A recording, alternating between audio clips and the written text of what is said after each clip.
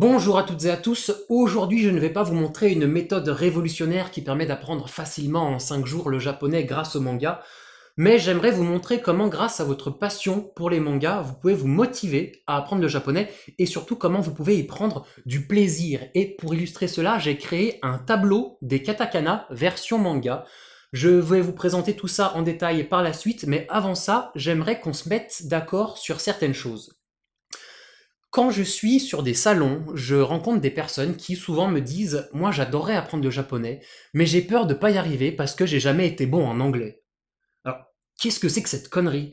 Bon, certes le japonais et l'anglais sont deux langues vivantes, mais ce sont des langues qui n'ont rien à voir l'une avec l'autre. C'est comme si je disais, je sais pas, j'ai toujours eu envie de faire du foot, mais je vais pas y arriver parce que je suis nul en natation.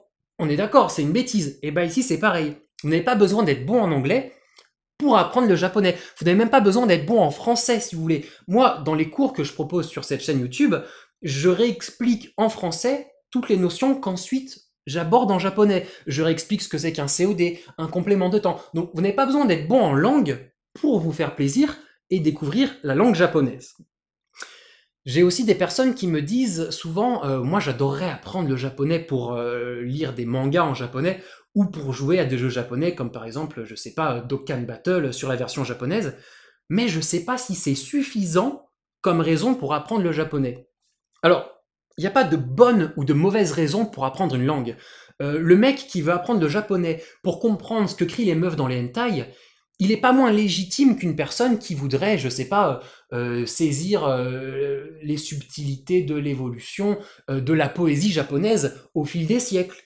Si vous voulez avoir un intérêt comme ça pour les mangas, ça peut même être pour le judo, je sais pas, c'est une excellente raison pour découvrir une langue et pour y prendre du plaisir. Moi, je suis d'accord que apprendre une langue, ça paraît pharaonique. Bon, le japonais, il faut d'abord apprendre l'écriture, ensuite il faut apprendre la grammaire, parfois la conjugaison, il faut apprendre du vocabulaire, et puis il faut s'entraîner, etc. Bien sûr, ça paraît énorme, mais quand vous êtes, je reprends l'exemple du foot, quand vous êtes en école primaire, que vous faites vos premiers matchs de foot avec vos potes dans la cour de récréation, vous visez pas directement le niveau d'Ibrahimovic, vous vous faites plaisir en tant que débutant. Vous mettez votre premier but, même s'il est moche, vous prenez du plaisir. Vous faites un premier tacle, vous ressentez du plaisir. En japonais, c'est pareil, ça sert à rien de viser directement le niveau je parle couramment japonais, faites-vous plaisir en découvrant cette langue, si elle vous intéresse. Vous allez écrire votre premier kana, vous allez prendre du plaisir. Vous allez écrire votre premier kanji, vous allez comprendre votre premier mot en japonais, ça va vous faire plaisir. Et c'est important d'avoir comme ça des motivations. Ça peut être n'importe quoi, encore une fois, ça peut être les hentai, le judo, les mangas, ça peut être telle actrice porno japonaise qu'on trouve sexy, n'importe quoi. Il faut avoir une motivation qui nous attire vers la langue japonaise. Et du coup, moi, j'ai cherché comment rendre ludique, attirant, agréable à l'apprentissage du japonais. Et je me suis rappelé que moi, à l'époque, c'était en 2008, quand j'ai commencé à apprendre le japonais, à écrire les kana, donc l'alphabet japonais, quand j'ai commencé à les découvrir, c'était parce que je voulais écrire en japonais le nom des héros de Death Note. À l'époque, j'étais un grand fan de Death Note, et du coup, j'ai écrit Misa en japonais, et j'ai trouvé ça absolument génial. Et du coup, voilà. Moi, je vous présente aujourd'hui le tableau des katakana, version manga, et j'aimerais que, tout comme moi à l'époque, ça puisse vous motiver à commencer à découvrir le japonais. Ce tableau, je vous mets un lien dans la description de la vidéo, vous allez pouvoir l'imprimer, et moi ce que j'aimerais c'est que vous le mettiez au mur, par exemple, je sais pas, dans les chiottes, vous êtes assis sur le trône, face à vous il y a forcément un mur, vous le mettez ici, comme ça à chaque fois que vous allez aux toilettes, vous le regardez, ou alors je sais pas, vous le mettez à côté de vous dans votre lit, et si jamais vous faites des insomnies, vous le mettez face à vous, comme ça vous l'avez tout le temps sous les yeux, et grâce à ce tableau, j'aimerais que vous découvriez petit à petit les katakana japonais. Alors bon, déjà un katakana qu'est-ce que c'est? Voilà, ça c'est ce qu'on appelle le tableau des katakana. Pour faire très simple, c'est un alphabet japonais, c'est ce avec quoi on écrit généralement le nom des personnages dans les mangas, et de manière générale les noms étrangers. Hein. Votre prénom, en japonais, vous allez l'écrire en katakana. Voilà, il y a 46 lettres, et du coup ici, pour chaque katakana, j'ai assigné un personnage dont le nom commence par le katakana en question, et puis vous voyez ici en petit, j'ai complété le nom du personnage, je l'ai écrit entièrement avec d'autres katakana. Je ne vous mets que la lecture du premier katakana, c'est-à-dire que normalement, vous pouvez lire le premier, mais pas le reste, et du coup c'est à vous de déchiffrer, vous avez le tableau, ils sont tous présents sur le tableau, donc à vous de déchiffrer le nom de chaque personnage. Il y a forcément des personnages que vous connaissez, mais d'autres que vous ne connaissez pas. Et du coup, voilà, comme ça, vous jouez le jeu et vous essayez un peu de tout déchiffrer. Je vous montre. Bon, par exemple, ce personnage, bon, je le connais, c'est Itachi de Naruto. Donc je vois que ça, c'est le katakana I. Celui-ci, bon, je suppose que c'est le ta. Alors attendez, où est-ce qu'il est? Où est-ce qu'il est? Ah, il est là, voilà. Ça, c'est le ta, effectivement. Et puis, bon, le troisième, je suppose que c'est le chi. Alors le chi... Oui, il est là, voilà. Ah bah tiens, ça c'est Chi-Chi, c'est la femme de Sangoku. Ça s'écrit comme ça, Chi-Chi. D'accord, bah c'est le même qu'on retrouve dans Itachi. Ok. Et puis, ce personnage, par contre, je sais absolument pas qui c'est. Alors, je vois que ça commence par ça. Ensuite, bah ça c'est le I qu'on a vu à l'instant dans Itachi. Hein. Donc ça, I. Ce truc, ah bah encore une fois, c'est le ta qu'on a vu dans Itachi. Ça, I, ta. Et puis, ce dernier katakana, alors attendez, où est-ce qu'il est? Où est-ce qu'il est? Ah bah tiens, voilà, il est là. C'est le ma. Du coup, Saitama. D'accord, ce personnage s'appelle Saitama. Et du coup, voilà, en jouant comme ça, en essayant de découvrir le nom de tous les personnages, de réussir à lire en japonais le nom des personnages de ce tableau, et bah, sans vous en rendre compte, vous commencez à vous familiariser avec les katakana, et pourquoi pas à les apprendre.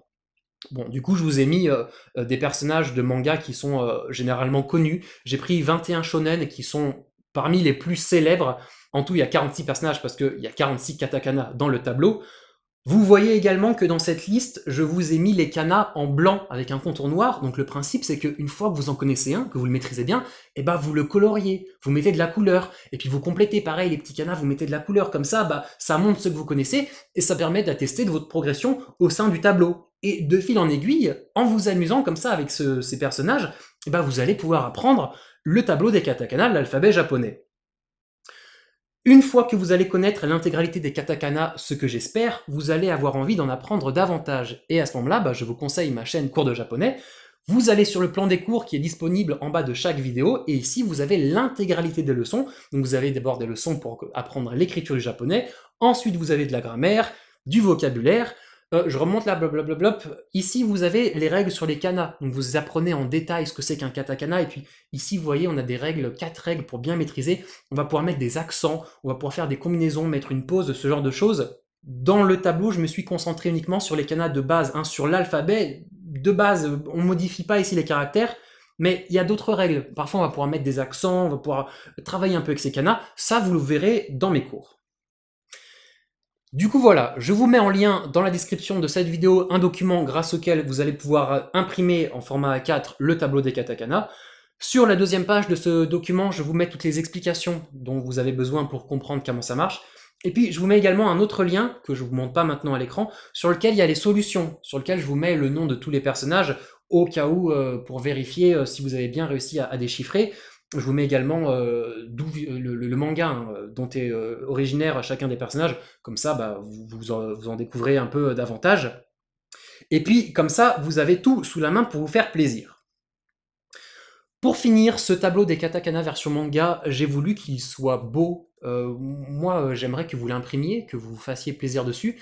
Et je voulais pas simplement faire un tableau avec, je sais pas, des artworks pris sur internet. Je voulais qu'il ait de la gueule et que vous vous en serviez en disant putain, c'est vrai que ce truc, c'est un bel objet, quoi. Et du coup, j'ai fait appel à un artiste, Jigito, que vous connaissez peut-être déjà. C'est lui notamment qui a fait les artworks et les illustrations de la chaîne de Lucas TV. Et moi, c'est comme ça que j'ai découvert. Et du coup, bah, je trouvais son style super sympa. Je suis allé voir son DeviantArt. Et là, j'ai juste halluciné. Bon, déjà, ce mec, je sais pas comment il fait. Il doit faire à peu près 5 dessins par jour. Et surtout, il a un style incroyable. Il arrive, déjà il a son propre style, et surtout il donne un punch, un dynamisme à chacun de ses dessins, qui m'a mais vraiment séduit. Et du coup je l'ai contacté, je lui ai proposé de collaborer avec moi sur ce projet, il a accepté, et ça a été que du plaisir, parce que en plus d'être un artiste, c'est aussi un mec qui est super généreux, qui est tout le temps optimiste, qui est patient, et il en faut de la patience pour pouvoir travailler avec moi. Je pense que c'est pas lui qui vous dira le contraire. Et du coup voilà, ça a été vraiment que du bonheur de vous faire ce tableau des katakana version manga. Je vous conseille de découvrir tout son travail. Il a un DeviantArt, il a un blog, il a Twitter, il a Facebook, et il fait même un manga avec le chef otaku qui s'appelle Dirty Cosmos. Le 2e tome vient tout juste de sortir, donc n'hésitez pas à découvrir tout ça, il le mérite largement. Bon, voilà, j'espère qu'en tout cas que ce tableau des katakana version manga va vous plaire, j'espère que ça va vous motiver à apprendre le japonais, à découvrir comment on écrit en japonais, et peut-être plus encore. Moi, je vous souhaite à toutes et à tous une très bonne journée, je vous donne rendez-vous au prochain cours, vous retrouvez toutes les actualités de la chaîne sur Facebook et sur Twitter, et puis en attendant, continuez de bien travailler.